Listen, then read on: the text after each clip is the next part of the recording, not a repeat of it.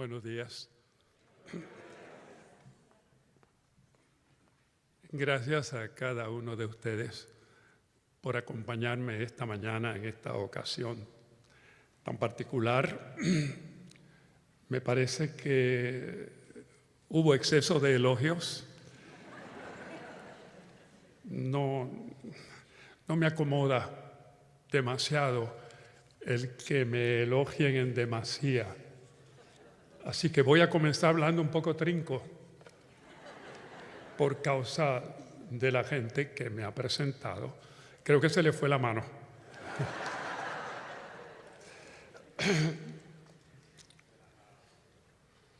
Título: Sones del Caribe, la conferencia inaugural a que me compromete el ocupar la cátedra Cervantes.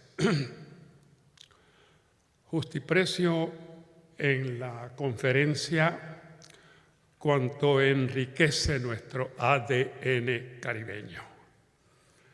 Pienso en ciertas formalidades con las cuales nos amamantaron las 4 madrepatrias: España, Francia, Holanda, Inglaterra. Pienso en la apasionada defensa de lo propio a que nos motivaron los tatarabuelos taínos. Pienso en la educación sentimental a que nos convida la impostergable Titi África. Una educación que auspicia el regodeo en el deseo. Una educación que es el gran afluente de la sensualidad caribeña. Permítame entonces retomar el hoy, único tiempo a nuestro alcance. El Caribe suena, escribe el gran escritor cubano Alejo Carpentier. Añado yo, puertorriqueño los 60 minutos que componen una hora, puertorriqueño las 24 horas que integran un día, puertorriqueño los 7 días que suman una semana, puertorriqueño los 12 meses que fabrican un año. Sí, el Caribe suena, pero suena variado y mudadizo, a la par dulce y quedo, con un mucho de cautivador y un poco de revoltoso. De pronto suena insistente, como si le urgiera sentir las brazadas del nadador. Unas brazadas delicadas, cuasi líricas, por exigencia de la respiración. Una gratitud extraña inunda al nadador tras atravesar la piel marina y proseguir mar adentro. Buen rato después, el nadador retorna a la orilla arenosa a secarse, a broncearse, a mirar el cielo mirándolo. Vaya ilusión redentora, mirar al cielo mirándolo. Vaya ilusión redentora, observar cómo se vigilan mutuamente la eternidad del mar y la eternidad del cielo. Vaya ilusión redentora, oír al mar serenateando al cielo. ¿Será el cielo bolerero o será guarachero? ¿Será valsero o será fan de las músicas novísimas? Digamos, las de Zoraida Santiago y su espectacular Hoja de Ruta, digamos, las enamorantes del Víctor Manuel retromántico, digamos, las invencionadas por el tremendismo verbal de Bad Bunny. Mis ciencias no alcanzan a saberlo. Tampoco saben mis escasas ciencias al son de cuáles sones se forja el mestizaje, la aportación magna del Caribe a la magnitud que resume el universo. En cambio, sí saben mis pocas ciencias que el mestizaje caribeño eleva los cuerpos a altares. Altares los montecillos femíneos que Neruda metaforiza como blancas colinas. Altar, la promesa que aguarda por cumplirse en la entrepierna viril. Narra el ilustre maestro cubano en el siglo de las luces, en un tablado, una negra de faldas levantadas sobre los muslos, taconeaba el ritmo de una guaracha que siempre volvía al intencionado estribillo: ¿cuándo, mi vida, cuándo? Y la recopilación de crónicas, ese músico que llevo dentro, trasluce el entusiasmo carpentierano por la música tenida como clásica, un entusiasmo que parece llevarlo Carpentier en la sangre. La práctica de la música fue cosa corriente en mi familia, de ahí que yo estudiara la técnica musical con suma facilidad, apasionándome desde la adolescencia por los problemas del arte sonoro. Figuro yo que una pasión en concordia con los efectos enigmáticos de la música. Esos efectos enigmáticos que sobrecogen a cuantos la interpretan. Esos efectos enigmáticos que sobrecogen a cuantos la escuchan. Una música que frutece de la sensibilidad individual. Llámese la clásica, llámese la popular, la música nunca fue privilegio de clase alguna. Todas las clases sociales que en el mundo son y han sido se deleitan con las grandes óperas y las arias de intensidad sobrecogedora. Todas las clases sociales que en el mundo son y han sido se emocionan al reconocer la composición esmerada de un bolero. Los boleros primorosos compuestos por Agustín Lara, el divino caricortado, estremecen tanto como los turnos primorosos compuestos por Federico Chopin, el divino sin caricortar. Todo suena en el Caribe, todo baila, todo canta. En el cuaderno de un retorno al país natal, el martiniqueño Aimé Césaire pluraliza cuanto canta en el Caribe. Argumenta el insigne martiniqueño: y no cantan únicamente las bocas, sino las manos, sino los pies, sino las nalgas, sino los sexos y la criatura toda que se licúa en sonidos, voz y ritmo. Y en la novela Ritos de Cabaret, que firma uno de los escritores dominicanos de mayores calidad y presencia editorial, Marcio Vélez Mayolo, se reflexiona sobre el carácter adictivo de la música en los límites caribes. Lo cito: nosotros vivíamos detrás del cabaret y me crié oyendo músicas y peleas de chulos y de cueros.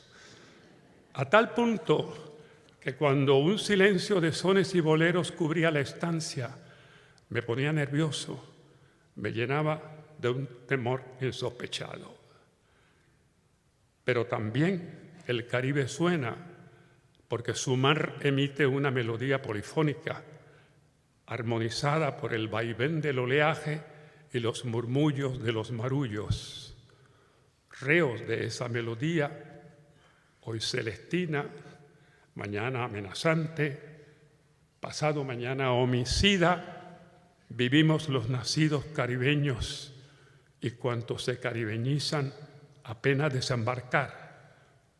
Un Tony Croato, un Axel Anderson, un Jack Delano, 3 puertorriqueños por opción.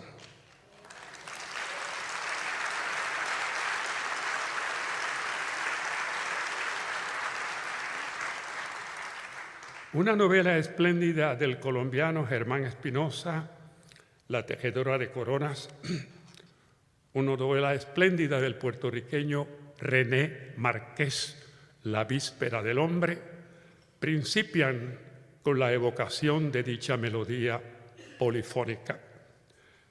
Escribe Germán Espinosa: quienes vivían cerca de la playa vieron al negro horizonte desgarrarse en globos de fuego, en culebrinas o en hilos que eran como súbitas y siniestras grietas en una superficie de bruñido azabache. Escribe René Márquez: cuando Pirulo vio el mar por primera vez, fue tan grande su asombro que casi se quedó sin respiración. Y eso, que lo vio de lejos, desde el cerro arenoso sus ojos miraban sin pestañear la maravilla de aquel horizonte abierto donde el desamparo del cielo claro se unía al desamparo del agua oscura, formando un solo desamparo. Uno mismo es el mar de la nocturnidad que invoca Germán Espinosa, con prosa donde sobresale el manejo lexical exquisito. Uno mismo es el mar de la diuturnidad que invoca René Márquez, con prosa de tal manera acompasada que parece hija de la métrica. Uno mismo es el mar que avasalla las sensibilidades de Germán Espinosa y de René Márquez. Uno mismo es el mar de los comportamientos que se mudan a cada nuevo instante. Tanta mudanza seguida lleva el mar a humanizarse. Me corrijo, lo lleva a parecer humano.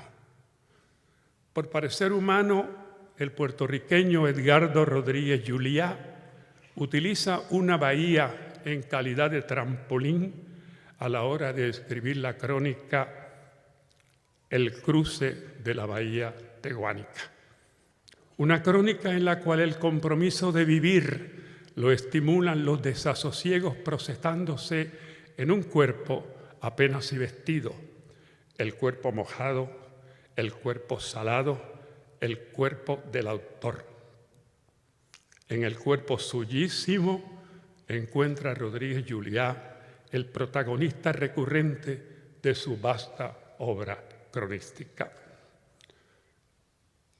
Por parecer humano, por hallar su enigma en la inmensidad, El mar y tú se titula el poemario póstumo de nuestra excelsa Julia de Burgos. Un mar menos eludible que la muerte, un mar menos eludible que el amor oculto entre los pronombres colacionados por la poeta. Perdóname, oh amor, si no te nombro. Fuera de tu canción soy ala seca. La muerte y yo dormimos juntamente. Cantarte a ti tan solo me despierta. Por parecer humano, enemigo, opositor, su recuerdo suscita un juramento desencajado del cubano Reinaldo Arenas: nunca más el mar. El juramento lo efectúa al llegar a Nueva York tras expatriárselo por homosexual.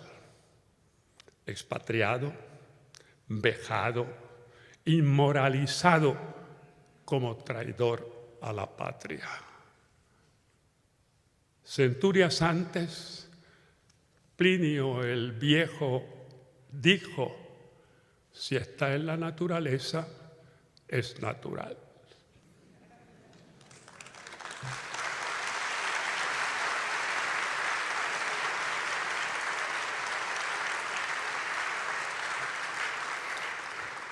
El sonido variante del mar halla el contrapunto en la diversidad idiomática. Una Babel tecnicolor alegoriza el Caribe. Una juntilla arisca y safia de las varias lenguas acá habidas: la lengua quechua, la lengua taína, la lengua maya, la lengua guaraní, con las varias lenguas acá llegadas, unas lenguas imperiales acá modificadas, acá ajustadas a nuestra imagen y a nuestra sintonía con la vida, tanto en su espesura como en su chatura. En fin, la vida contaminada por el referente forzoso, el mundo alrededor. El muy maestro José Ortega y Gasset rebautiza como circunstancia el mundo que rodea al individuo. El muy maestro Miguel de Unamuno rebautiza el otro, a cuanta otredad desautorizan las religiones, las moralidades, las etnias, las razas. Integradas por los acuerdos y los desacuerdos, las simpatías y las antipatías, nadie se salva de la circunstancia ni de la otredad en el mundo mayoritario de los más, en el mundo minoritario de los menos. Desbordando las copas de la drasticidad filosofal, el muy maestro Jean-Paul Sartre proclama por boca de Garzán, uno de los 3 personajes de A Puerta Cerrada, su contundente drama teatral: el infierno son los demás. Viven cuestionados por la circunstancia, por la otredad, por el fuego desacreditador que avivan los demás cuantos obedecen a su mismidad identitaria. Naturaleza, cuántos innuendos concurren en tu nombre. La lengua española, la lengua inglesa, la lengua francesa, la lengua holandesa se caribeñizan apenas pronunciarlas los conquistadores, invasores o descubridores. A la par que se caribeñizan los conquistadores, invasores o descubridores, apuran un brebaje exótico fabricado con el papiamento, con los creoles, con los dialectos, con los residuos de los idiomas quechua, taíno, maya, guaraní. A la par con las lenguas extrañas en tanto que extranjeras, proliferan las lenguas de los condenados de la tierra. Gracias, Frantz Fanon. Unos condenados de repente parias en las patrias que antes fueron suyas. El mexicano Néstor García Canclini nomía lenguaje de lo excluido, el que arraiga y cunde en las zonas marginales novomundistas. Los restos de las lenguas que hubo acá apenas si mordisquean las lenguas llegadas de allá lejos. Aún así, lo muchísimo excluido se abroga el derecho a sobrevivir. Mofongo, canoa, tomate. Con una audacia arana en la hermosura, el poeta puertorriqueño José Luis Vega firma una onomástica asombrosa. Pólipas y políglotas, islas pulposas. Tibio idioma que suena como barril en ráfagas que el amo no reconoce. Suaves lenguas berijas y suculentas. Desinglés, desfrancés, desholandés. Sofritado español que condimenta la flor del desfolclor el libertario. Los versos citados residen en la penúltima estrofa del poema Nueva Canción de las Antillas, poema subtitulado Homenaje a Llorens, homenaje a Palés. El homenaje suntuoso a 2 cumbres de la poesía puertorriqueña no solo exalta sus nombres. José Luis Vega resemantiza la canción de las Antillas, original del bardo del sendero entre mayas, y resemantiza la canción festiva para ser llorada, original del bardo de la encendida calle antillana. con la decantada solvencia que hace de su poesía una asamblea de epifanías, solvencia manifiesta desde sus poemarios primeros, la nata de los párpados, signos vitales y la naranja entera, solvencia que alcanza la plenitud en un texto de lectura imprescindible bajo los efectos de la poesía. José Luis Vega resemantiza las atmósferas que se enseñorean por la poesía de Llorens Torres y de Palés Matos. Como jugando a poemar, José Luis Vega recupera los efectos lexicales de la obsesión nostálgica de Llorens y la obsesión bodegonera de Palés. No hay parodia, no hay remedo, no hay copia ni ustedeo, no hay vocación de imitar en la poesía de José Luis Vega. Sí hay admiración, sí hay tuteo sabio, sí hay reescritura hecha por un bardo que con los ecos de una insularidad digerida a perfección, gesta una poesía que solo la reseña un laudo extraordinaria. Celebramos a José Luis Vega como el bardo de Old Santurce. Paradójicamente, la Babel tecnicolar no conduce hasta el cielo, sí conduce hasta las cosmópolis, donde se escriben los cuadernos de retorno a los países natales. Jaime Césaire abandona la Martinica y se encuentra a sí mismo en París. Naipaul abandona Trinidad y se reencuentra a sí mismo en Londres. A José Luis González, las autoridades norteamericanas lo expulsan de Puerto Rico y se reencuentra a sí mismo en el México lindo y querido. Junot Díaz abandona la República Dominicana y se encuentra a sí mismo en Nueva York. Mayra Montero se marcha de Cuba y se instala magníficamente en la literatura y la prensa puertorriqueñas. Jamaica Kincaid abandona Antigua y se encuentra a sí mismo en Vermont. Denise Enríquez abandona Curazao y se encuentra a sí mismo en Ámsterdam.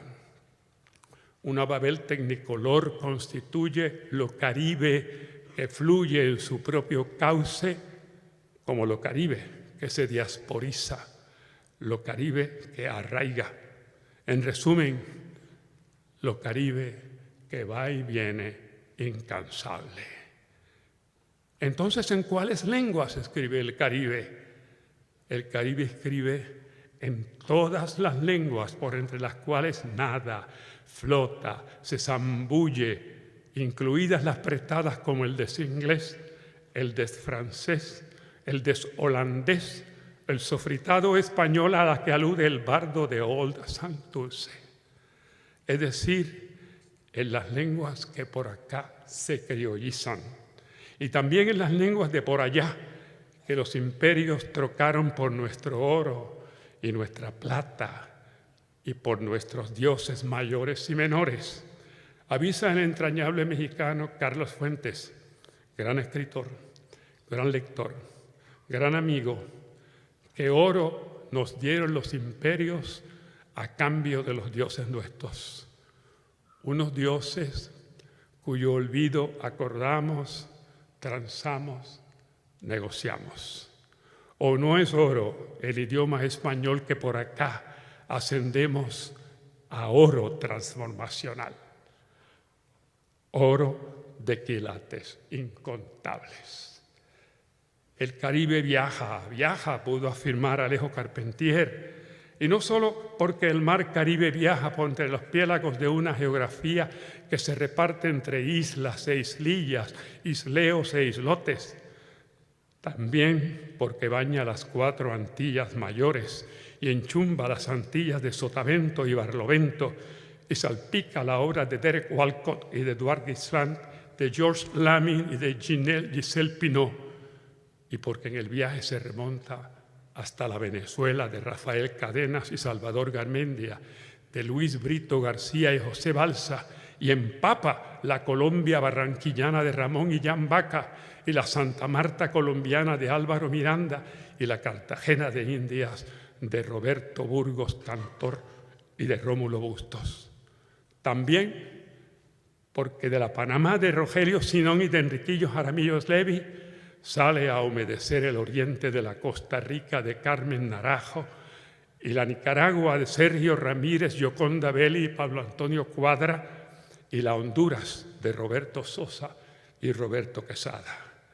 Y porque repecha con pujanza hasta el canal de Yucatán y tuerce hasta la Chetumal de Luis Miguel Aguilar, poeta de un mar Caribe apenas mencionado, el Caribe que va a dar a Quintana Roo. Todo el Caribe viaja. Viaja el pez Caribe, viaja la ave Caribe, viajan las olas caribes, viaja la gente Caribe. Esta viaja y muda de territorio a lo largo de la historia, empecinada en huir de las respectivas cárceles, empecinada en remendar los agujeros y los descosidos del destino. Ayer viajaban los próceres, Hostos, Martí, Enrique Sureña, Betances, Ruiz Belvis, Juan Bosch, Albizu Campos, Concepción de Gracia, Maribraz, Rubén Berríos. Hoy viajan los pueblos enteros que dichos próceres lucharon por redimir del mayúsculo abuso. Viajan los puertorriqueños día a día en la guagua aérea. Viajan a Nueva York, a Chicago, a Boston, a Laredo, a cuanto hueco de la América opulenta les parezca adecuado para superar las maldiciones del destino y de los políticos funestos.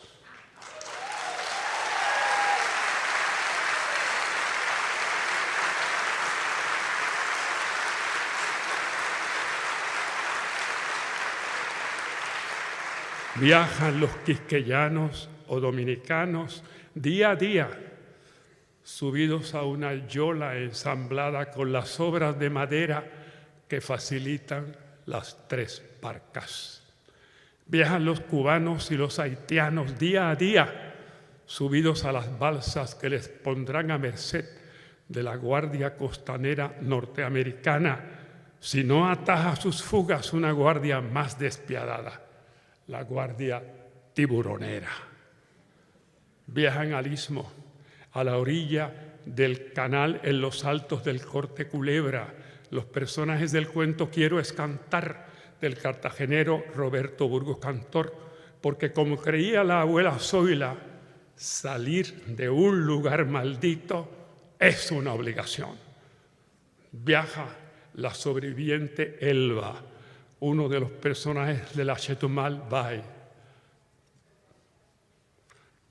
Perdónenme.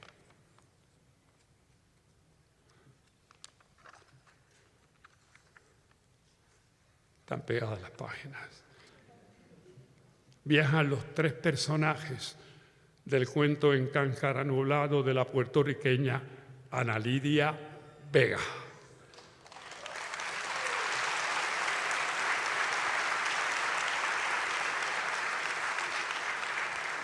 Un viaje que se repite, como se repite la isla del cubano Antonio Benítez Rojo, un viaje que responde a la más amarga de las razones, la miseria. Cuenta Ana Lidia Vega cuanto sigue en el texto Encancare nublado.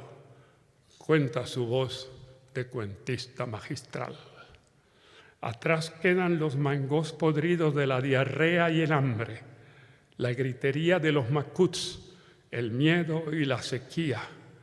Acá el mareo y la amenaza de la sed cuando se agote la minúscula provisión de agua. Con todo y esto, la aventura marina es crucero de placer a la luz del recuerdo de la isla. El recuerdo de Haití, mitad de la isla de la cual proviene el personaje principal del cuento, Antenor, suscita un dolor de vivir que supera el miedo a naufragar. El dolor de vivir, la negativa a envejecer sujetos a la voluntad del sátrapa Duvalier, la descontentura endémica constituye la materia que arma la novelística del haitiano Jean-Stéphane Alexis.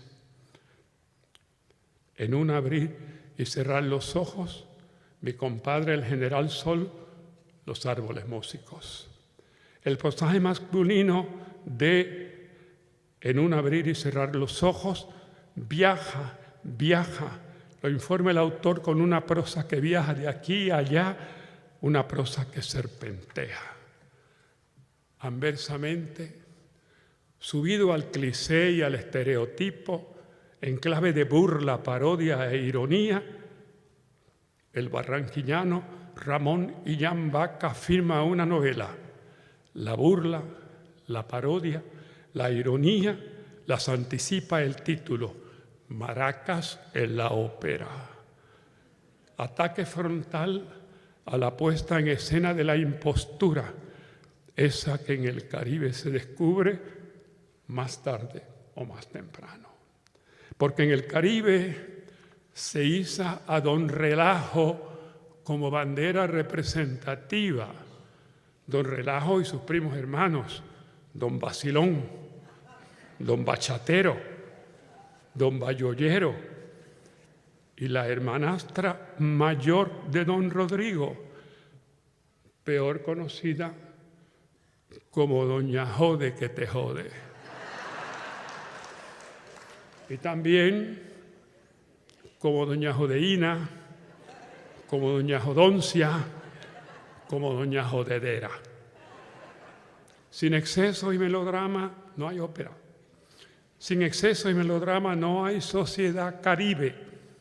Las Antillas Mayores, para restringirnos al Caribe insular, son ejemplos incontestables de la afirmación: el exceso de pobreza, el exceso de ideología, el exceso de demagogia, el exceso de corrupción, el exceso de caudillaje, el exceso de tribalismo político, el exceso de ruindad intelectual y espiritual, el exceso de subideología. En el Caribe se propaga un populismo al que horroriza la autocrítica. Uno que confunde la noción de igualdad a según denuncia el británico George Orwell. Todos los animales son iguales, no obstante, algunos son muchos más iguales que otros.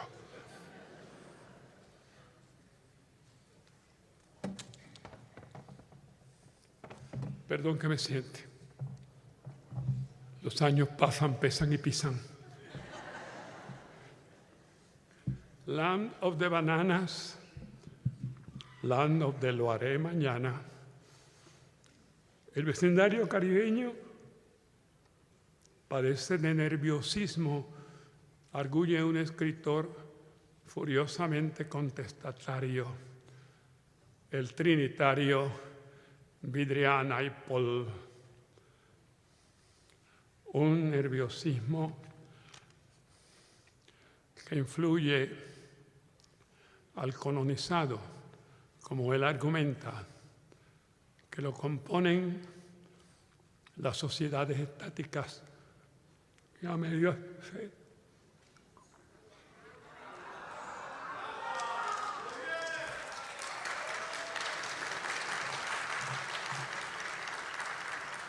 Yo prefiero acudir a un concepto menos pesimista, menos nervioso: sociedades frenadas. Más que el nerviosismo colonial, serán el freno y la crispación, más el imposible estar en sí y la estrafalaria fe en el versículo Land of the Bananas, Land of the Lo haré mañana. Los demonios que vertebran los fracasos y las desorientaciones de los personajes de Miguel Street, la novela de Naples que narra las desilusiones de un puñado de jóvenes negros en la Puerto España de los años 50. Es que en el Caribe la creatividad suele transigirse y la independencia de pasión intoxicarse. Por favor, no hagamos divertido tal engaño. Gritemos a una sola vez: la vida transcurre hoy.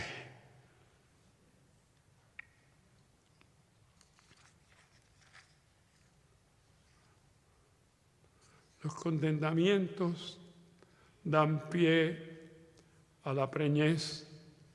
Honestamente lo autografía el gran poeta dominicano Pedro Mir. Yo, un hijo del Caribe, precisamente antillano, producto primitivo de una ingenua criatura borinqueña y un obrero cubano, nacido justamente y pobremente en suelo quisqueyano. Un antropólogo norteamericano, Gordon Lewis, opina: los pueblos del Caribe han sido congénitamente migratorios siempre. Y lo han sido y lo son ahora, bajo el manchamo de ilegales, incluyendo de la hambre y de la mezquindad, que prosperan en la cañera del mundo, como el colombiano Arciniegas bautiza con socarronería.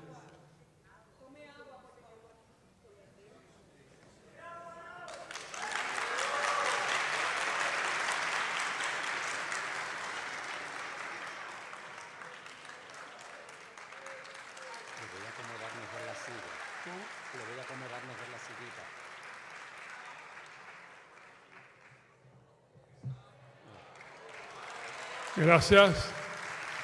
Gracias.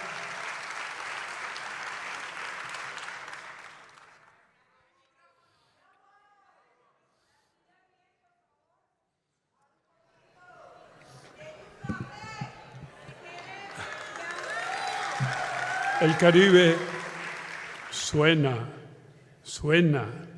viaja, amenaza con contagiar de sonido y de furia y de instinto primigeo a quien demasiado se le acerca. Lo vaticina el colombiano Pedro Gómez Valderrama al opinar que tarde o temprano una gota de veneno tropical entra en las vetas del colonizador. Lo vaticina el puertorriqueño Luis Valés Matos, entre un poema donde se ensaya la rítmica de los mundos caribes. Perdón.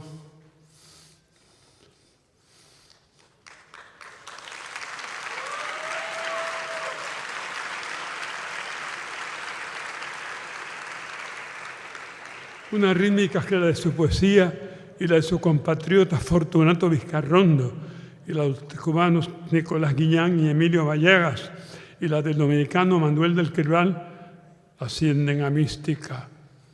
Ahí vienen los tambores. Ten cuidado, hombre blanco, que a ti llegan para clavarte su aguijón de música. Tápate las orejas. Cierra toda la abertura de tu alma y el instinto dispone a la defensa. Que si en la nueva noche de nigricia la pícara te picara un tambor de desarma en guerra, su terrible ponzoña correrá para siempre por los...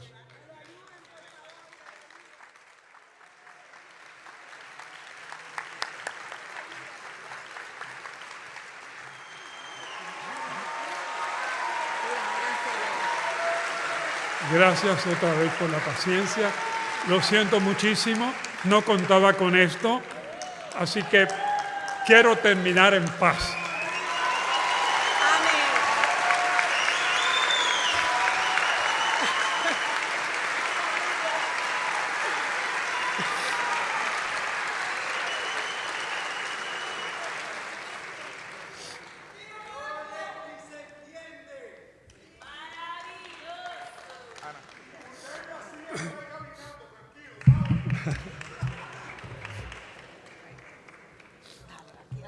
Multinombrado, multitransitado, multiapodado, el mar Caribe, que si mar de Colón, que si mar de las Antillas, que si mar de los deseos, mar asombro, lo tilda la escritora dominicana Lucía Amelia Cabral. Yo lo cristianizo mar mulato.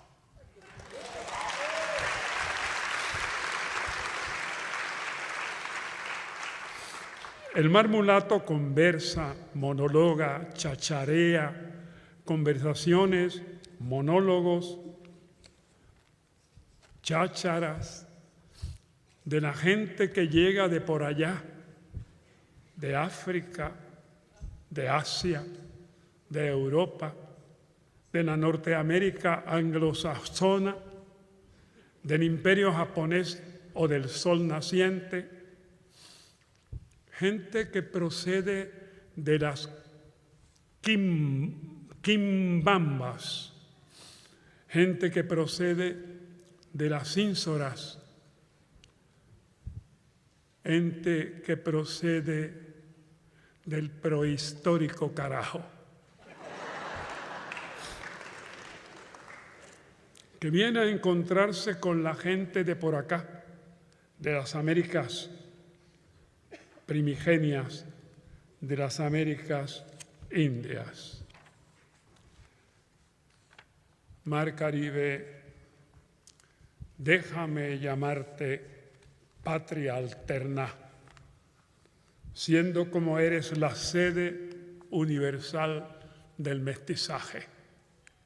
Si lo sabré yo, a quien engendró Luis Sánchez Cruz, un buen hombre de rasgos faciales blancos. Si lo sabré yo, a quien parió Águeda Ortiz Tirado, una buenísima mujer de rasgos faciales mulatos. Si lo sabré yo, un hombre jamás con pretensiones de ser blanco o de ser negro, pues mulato siempre me he sabido. Aclaro, mulato boricua.